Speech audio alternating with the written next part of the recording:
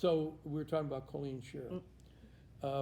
And so Colleen Shearer set up like a task force inside the Department of Job Service with state of Iowa government employees, and they would operate just like the non-governmental organizations.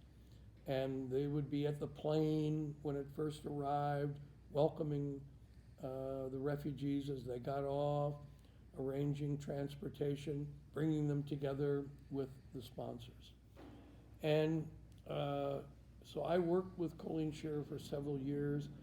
I know how incredibly inspired she was. And the goodness of what the whole program was, how it was helping people, just flowed into her.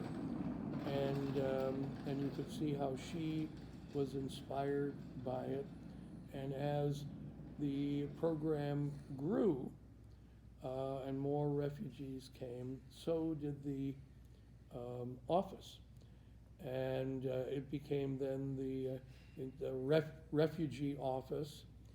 And eventually, the office, after Colleen had left and Governor Ray had left, retired from office, that Office of Refugee Resettlement, Refugee Assistance, moved to the Department of Human Services. And it was there for many decades and also dealt with many other refugees from other parts of the world who came to Iowa. So it was a long legacy. But there's a moment here, it's kind of, if you were to describe it, sort of Iowa's refugee interlude.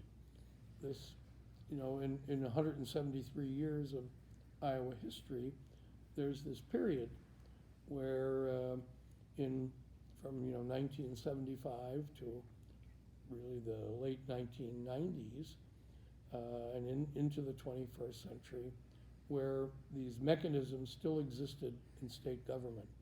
But I think there might have been one other state, of Washington, that also had a government mechanism somewhat similar to Iowa's.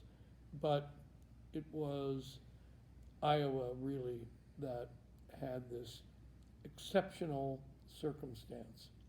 And Colleen Shearer played a very direct and dynamic role in it from the day the first Thai Dam refugee got off a plane in Iowa in 1975.